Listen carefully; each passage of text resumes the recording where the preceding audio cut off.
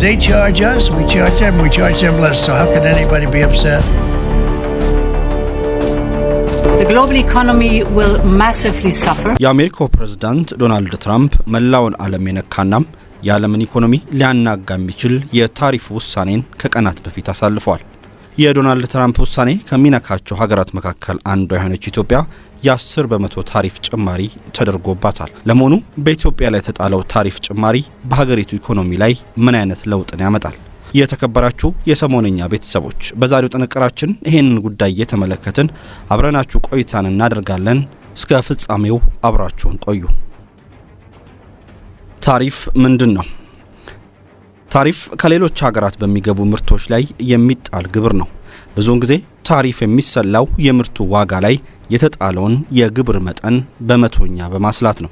ለምሳሌ የ10 ብር ዋጋ ባለው ምርት ላይ 25 በመቶ ቀረጥ ከተጣለ የሸቀጡ ዋጋ 2 ብር ከ50 ሳንቲም ጭማሪ ያደርጋል ማለት ነው። ይህንን ታሪፍ ለመንግስት የሚከፍሉት የውጭ ሀገር ምርትን ሀገር ውስጥ የሚያስገቡ ኩባንያዎች ናቸው። ኩባንያዎቹ ለመንግስት የከፈሉትን ቀረጥ ለማካካስ ሲሉ ምርቱን ለደንበኞች በሚሸጡበት ጊዜ መደበኛ ዋጋ ላይ የተወሰነ ወይም ሙሉ ጭማሪ ሊያደርጉ ይችላሉ።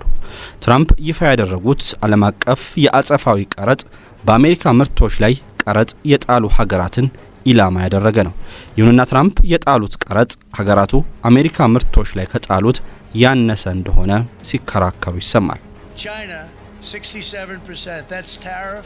የታሪፍ ጭማሪውና በኢትዮጵያ ላይ የሚያመጣው ለውጥ ከ2014 ጀምሮ የተወሰኑ ሀገራት ምርቶቻቸውን ከቀረጥና ከታሪፍ ነፃ በሆነ መንገድ ወደ አሜሪካ ገበያ እንዲያስገቡ ከሚፈቅደው የአጎዋ እድል ተጠቃሚነት ውጭ የተደረገችው ኢትዮጵያ በትራምፕ ታሪፍ የተጣለባቸው ሀገራት ዝርዝር ውስጥ እንደተካተተች ፎርብስ ያወጣው መረጃ ያመለክታል። በኢትዮጵያ ላይ የተጣለው የታሪፍ ምጣኔ 10 በመቶ ሲሆን በዚህ መሰረት አዲስ አበባ ከመጪው ቅዳሜ ጀምሮ ወደ አሜሪካ የሚላኩ ምርቶች ተጨማሪ ታሪፍ ይጠብቃቸዋል።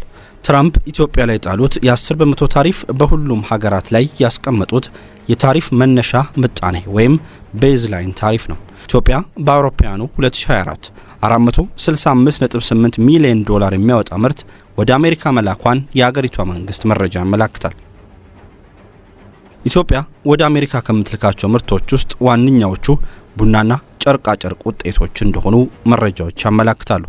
ኢትዮጵያ ባለፈው አውሮፓውያን ዓመት ወደ አሜሪካ የላከችው ምርት ከ2023 ጋር ሲነጻጸርም የ$24.4 ሚሊዮን ቅናሽ ታይቶበታል።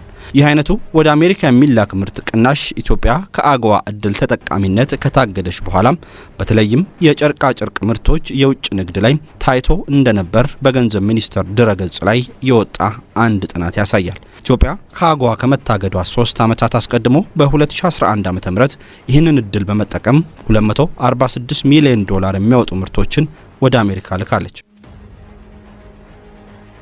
ኢትዮጵያ አጎዋን በመጠቀም በአብዛኛው ትልከው የነበረው የጨርቃ ጨርቅ ምርቶችን ነው። የአጎዋ እግድ በኢትዮጵያ ንግድ ላይ ያስከተለው ንዝረትና የተገኙ ትምህርቶችን በተመለከተው ጥናት እንደሚያመላክተው በ2014 ዓ.ም ኢትዮጵያ ካመረተችው አጠቃላይ የጨርቃ ጨርቅ ምርቶች ውስጥ 62 በመቶ የተላከው ወደ አሜሪካ ነበር። በ2015 የተካሄደው ጥናት እንደሚያሳየው ኢትዮጵያ ከአጎዋ መታገዷን ተከትሎ እድል ሲጠቀሙ የነበሩ 63 በመቶ ጨርቃ ጨርቅ አምራቾች ወደ አሜሪካ የላኩት ምርት ቀንሷል። 39 በመቶ አምራቾች ደግሞ ሰራተኞቻቸውን አሰናብተዋል። የትግራይ ጦርነትን ተከትሎ መንግስት በፈጸማቸው የሰብአዊ ጥሰቶች ምክንያት ኢትዮጵያ ከአጎዋ እድል ውጪ ከተደረገች በኋላ ለ3 ተከታታይ ዓመታት ወደ እድሉ ተጠቃሚነት መመለስ አልቻለችም። የ10 በመቶ ታሪፍ ጭማሪው 50 በመቶ ጭማሪ ከተደረገባት ሌሶቶ አሊያም እንደ ቻይና ካሉ 34 በመቶ ጭማሪ ከተደረገባቸው ሀገራት ጋር ሲነጻጸር ከፍተኛ ነው ማለት አይቻልም። ጭማሪው አነስተኛ ሆነ ማለት ግን በኢትዮጵያ ላይ ምንም ጉዳት የለውም ማለት አይደለም። በተለይም ቡናና የጨርቃ ጨርቅ ምርትን ወደ ውጭ በመላክ ላይ የተመሰረተው የኢትዮጵያ የውጭ ምንዛሬ ገቢ የሚጎዳበት እድል አለ። ኢትዮጵያ ወደ ውጭ የምትልከው የጨርቃ ጨርቅና ቡና ምርት ደግሞ ቀድሞውንም ከፍተኛ ፉክክር ያለባት መሆኑ ነገሩን ውስብስብ ያደርገዋል። ኢትዮጵያ በ2023 ወደ አሜሪካ የላከችው ምርት አጠቃላይ $487 ሚሊዮን ሲሆን አሜሪካ ደግሞ $993 ሚሊዮን ምርትን ወደ ኢትዮጵያ ልካለች። ይህ ማለት ኢትዮጵያ አሜሪካ ወደ ኢትዮጵያ በምትልከው ምርት $506 ሚሊዮን ትርፍ ነበራት ማለት ነው። ዶናልድ ትራምፕ የታሪፍ ውሳኔውን ሲያመጡ ከአሜሪካ ገበያ ከፍተኛ ትርፍ የሚያገኙ ሀገራትን ለመጉዳት ቢሆንም ከአሜሪካ የምታገኘው ትርፍ አነስተኛ የሆነው ኢትዮጵያም በዚህ ዝርዝር ውስጥ ተካታ ታሪፍ በኢትዮጵያ ላይ መጣሉ ጥያቄን የሚያስነሳ ጉዳይ ነው።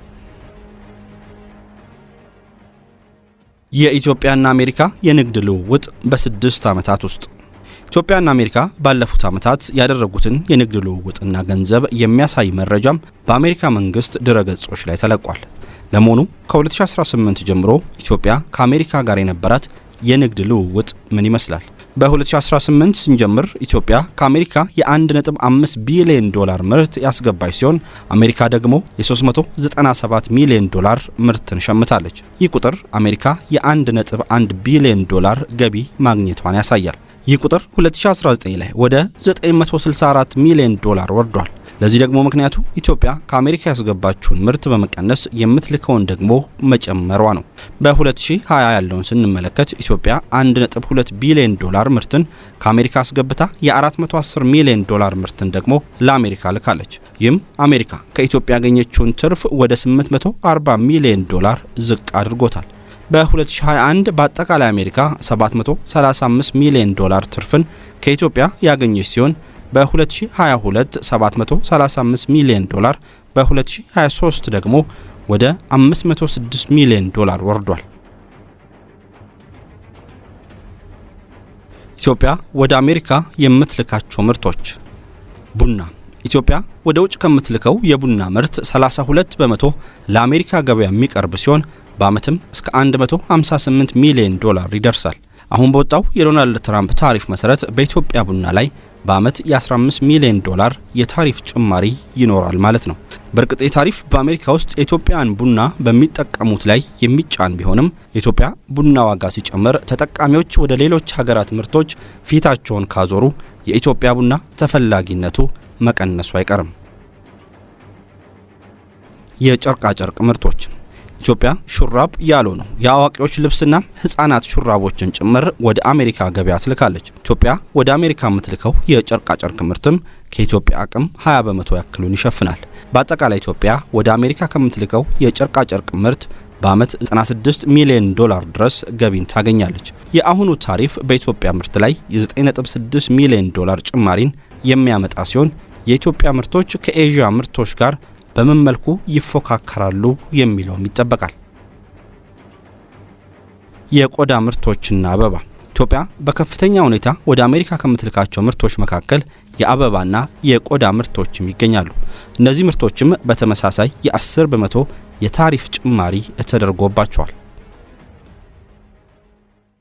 አሜሪካ ወደ ኢትዮጵያ የምትልካቸው ምርቶች አሜሪካ ወደ ኢትዮጵያ ከምትልካቸው ምርቶች መካከል አንዱ የስንዴ ምርት ሲሆን ይህም በአመት እስከ 262 ሚሊዮን ድረስ ኢትዮጵያን ያስወጣታል።